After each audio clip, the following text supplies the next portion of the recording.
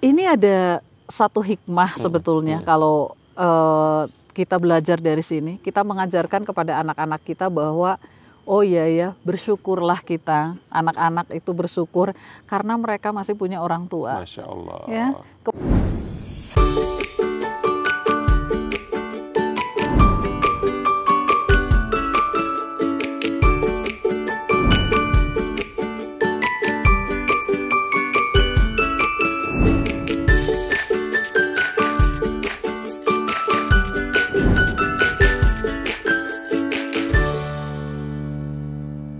Ayah bunda, tahukah Anda ada satu sosok yang diberikan tarbiyah oleh Allah Subhanahu wa Ta'ala dengan berkali-kali yatim dalam kehidupannya? Kalau kita kenal, yatim itu berarti sekali kehilangan ayah. Tapi sosok ini setelah dititipkan di kakeknya pun demikian kakeknya meninggal dunia. Dititipkan juga di pamannya pun demikian pamannya meninggal dunia. Ya, sosok ini adalah Muhammad Sallallahu Alaihi Wasallam, Rasulullah Sallallahu Alaihi Wasallam. Dan di buku pertama Muhammad Ismail dibahas anak yatim yang dicintai. Di kesempatan Parentry kali ini, kita akan membahas tentang seputar dunia pengasuhan dengan pendekatan kekinian dan sunnah kenabian. Kita akan berbincang dengan Bunda Ari Intriani, penulis Muhammad Ismail. Assalamualaikum warahmatullahi wabarakatuh, Bun. Waalaikumsalam warahmatullahi wabarakatuh, Kang Nugi. Bun, anak yatim yang dicintai. Ini buku pertama aja udah mengharu biru. Iya. Membuat kita itu melayang ke masa-masa itu gitu. Betul. Apa yang Bunda hadirkan di buku pertama anak yatim dicintai ini, Bun? Ini buku yang baru pertama nulis saja ya. Kebayang nulisnya kayak apa kan? Jangan diterusin, ntar saya nangis di sini. Ya, ini berkisah tentang Rasulullah SAW dari sejak sebelum beliau lahir. Kita tahu dong, peristiwa kelahiran beliau tuh ditandai dengan sebuah peristiwa sangat besar. Penyerbuan pasukan gajah gitu. Jadi dari mulai ke sana, penyerbuan pasukan gajah sebenarnya maunya ceritanya banyak banget, tapi kan terbatas ya halamannya. Jadi intinya adalah kalau saya dari sisi penulis kepengen ini loh gitu. Ada sosok manusia yang lahir sudah dengan tidak ada ayahnya gitu kan? Gitu. Ketika kecil dirawat oleh ibu susu jauh dari ibu kandungnya gitu kan dulu belum seperti kayak kita sekarang, bisa video call gitu ya, bisa video call, bisa apa, dulu kan belum ngecek di sosmed lagi apa ya anakku gitu, sedikit-sedikit posting kan. Kalau dulu kan belum begitu ya gitu, Masya Allah. Tapi terus selesai masa pengasuhan sampai 4 tahun dikembalikan kepada ibundanya, 2 tahun sama ibundanya, meninggal juga ibundanya, Masya Allah. Hiduplah sama kakeknya 2 tahun saja, meninggal lagi kakeknya gitu. Jadi ya Allah gitu, ini tuh ada pelajaran luar biasa untuk para orang tua. Bagaimana membesarkan anak-anak. Jadi menurut saya tuh no excuse gitu, Kang Nugi. Iya, itu. Ya. Sekarang kan sering, aduh gimana ya kan, ini kan ayahnya kerja di luar kota gitu. Loh, ini loh ada. Ditinggal ini. Nggak pernah ketemu ayahnya sama sekali, tapi jadi orang hebat gitu. Tapi yang harus menjadi catatan. Tapi jangan jadi alasan ayah ya. Tuh ditinggalin ya apa-apa. Enggak juga ya. Enggak juga begitu gitu. Tapi memang beliau tidak fatherless. Ya, memang beliau tidak pernah bertemu, Rasulullah SAW tidak pernah bertemu dengan ayahnya. Tapi di sekitar beliau banyak ayah-ayah yang menggantikannya kan. Itu gitu. Ya. Jadi jangan sampai anak kita fatherless. Yes. Jadi kehilangan sosok ayah digantikan oleh ayah yang lain, bisa berupa kakek, paman dan lain sebagainya gitu ya, Bun ya. Iya, itu yang sangat penting. Karena anak kita tumbuh itu tetap perlu sosok yang lengkap, sempurna. Oke, Masya Allah. Ada sosok ayah, ada sosok ibu, ada sosok laki-laki, ada sosok perempuan. Karena dari laki-laki, anak-anak belajar tentang ketegasan, tentang bagaimana mengambil keputusan, tentang bersikap komitmen dengan dirinya sendiri, dengan orang lain. Dari ibunya dia akan belajar bagaimana mencintai orang lain, berkasih sayang, bersikap lemah lembut dan sebagainya dan sebagainya. Dan itu melengkapi anak dan kita. Itu saling melengkapi. Luar biasa. Jadi kebayangkan Kang Nugi kalau ada pasangan yang naudzubillah min dalik, iya kan? Sekarang kan banyak pasangan sejenis yang punya anak. Gitu. Jadi ya Allah gitu, gimana anaknya gitu. Dan di buku ini memang kita bercerita Rasulullah SAW lahir kecil, terus kemudian disusukan oleh Ibunda Halimah, ya, dan disusukannya itu kan jauh ya dari wilayah Mekah. Itu yang ingin banyak juga ditanyakan oleh orang tua mungkin. Apa alasan dari orang-orang Mekah ketika itu? Kenapa sih orang-orang Mekah itu menitipkan anaknya di daerah ya, di dusun gitu ya, di desa gitu ya? Betul. Jadi memang tradisi masyarakat Arab saat itu ketika bayi yang lahir itu disusukan oleh ibu susunya, ya. Dan kita tahu ketika peristiwa satu kampung dari Bani Thaif itu datang gitu ya, ke Mekah, kan mereka cari bayi karena itu menjadi salah satu penghasilan, pendapatan, sumber pendapatan mereka. Dan ternyata bayi Muhammad ini Kang Nugi nggak ada yang ngambil gitu, sedih nggak sih? Karena yatim tadi ya Bun. Karena anak yatim, jadi mereka mikir nanti bayarnya gimana mungkin ya dan sebagainya, wajar lah dari sisi pandangan manusia gitu.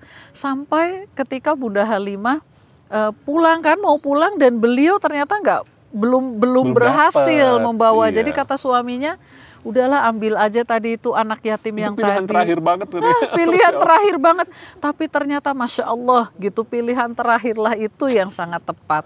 Kan ketika naik keledai, berangkatnya pelan-pelan. Setelah pulang, keledainya sangat kuat. Sampai kan di rombongan itu mereka pada bertanya kan, itu mereka ganti kuda gitu ya, ganti tunggangan karena jadi cepet gitu. Ya? Jadi beda. Terus dombanya, kambing-kambingnya yang tadinya air susunya kering, sekarang jadi melimpah. Bahkan Halimah yang juga air susunya tidak banyak, justru ketika Muhammad kecil dia ambil, air susunya penuh, bisa menyusui Muhammad, bisa menyusui. Jadi kayaknya Allah Subhanahu wa Ta'ala itu betul-betul memilihkan yang tepat gitu ya. Dan Halimah ini sosok yang tepat gitu ya, Masya Allah. Dan kenapa dipilih Allah memilih Bani Thaif ya, di Thaif itu ya, Bani Sa'ad. Kenapa Allah memilih Bani Sa'ad untuk menjadi tempat beliau dibesarkan? Karena Bani Sa'ad itu adalah tempat yang sangat indah gitu. Di Mekah, kalau ke Thaif itu kayak Lembang. Dingin kayak gini ya kan. Betul. Hijau kan, hijau kaktus di mana-mana, hijau gitu ya. Dan anggur ya, Masya Allah. Gitu. Jadi memang udaranya segar, udaranya bersih, masih alami. Itu kan membuat secara fisik juga kuat. Ya, oksigennya bagus. Dan Bani Sa'ad itu terkenal dengan bahasa yang sangat baik. Masya Allah. Bahasa Arab yang sangat baik. Fusah. Jadi makanya kenapa Rasulullah SAW bahasa sehari-harinya tuh sangat baik, sangat lemah lembut gitu. Pokoknya halus. Dari strata bahasa Arab itu katanya tuh memang yang paling halus itu adanya di Bani Sa'ad gitu. Jadi hikmahnya untuk orang tua mungkin ya Kang Nugi dengan peristiwa itu, kita memilihkan lingkungan yang baik untuk anak-anak kita gitu ya. Memilihkan lingkungan yang baik. Nah itu juga buat kita semua kita pilihkan ya. Ini kayaknya langsung aplikasi ya. Iya. Langsung diaplikasikan, kita memilihkan lingkungan yang baik. Kan kebayang ya, Muhammad kecil hidupnya ketika beliau di Bani Sa'ad kan main, berlarian ke sana kemari gitu kan. Gitu. Tapi jangan salah Kang Nugi, di buku Muhammad kecil ketika peristiwa ini nggak ada cerita tentang peristiwa pembelahan dada.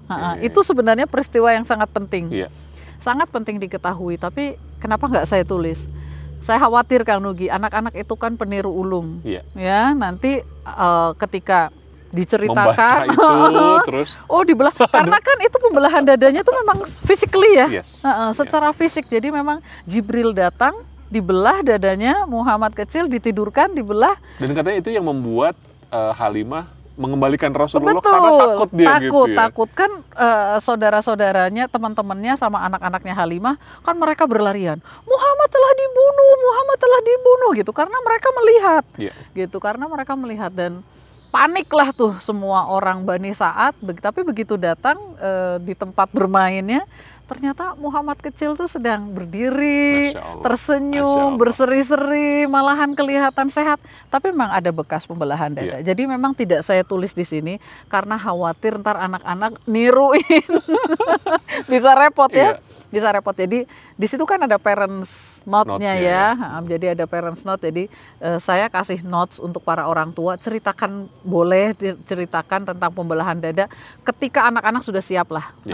Ketika sudah siap. Tapi esensinya di sini ini pelajaran adversity quotient-nya banyak banget. Masya Allah. Ya. Itu kayaknya ya anak yatim yang dicintai ini. Salah satu pelajaran besarnya adalah di adversity quotient. Iya, betul. Bisa dijelasin betul. Bun, adversity quotient itu membuat anak nanti menjadi seperti apa sih Bun? Dia menjadi survivor ya, menjadi survivor. Dia tidak mudah menyerah. Tidak mudah menyerah, tidak menjadi strawberry generation ya. Saya favorit banget itu kalau ngebahas strawberry generation karena emang banyak anak-anak sekarang yang seperti buah strawberry, cantik dipandang, indah dipandang gitu ya. Seger-seger, tapi begitu kena apa sedikit langsung layu si strawberry itu. Anak-anak sekarang banyak seperti itu. Jadi nampak hebat di luar tetapi ternyata ketika hanya gara-gara putus cinta, hanya gara-gara handphonenya diambil sama orang tuanya, ada yang sampai segala macam gitu, nggak terima raport dan sebagainya kan, mudah sekali dan ketika dia dewasa pun mudah menyerah gitu, kerja susah, udah deh berhenti gitu, jadi quitters. Gitu, padahal kita ingin menjadi anak-anak kita menjadi climbers ya, terus.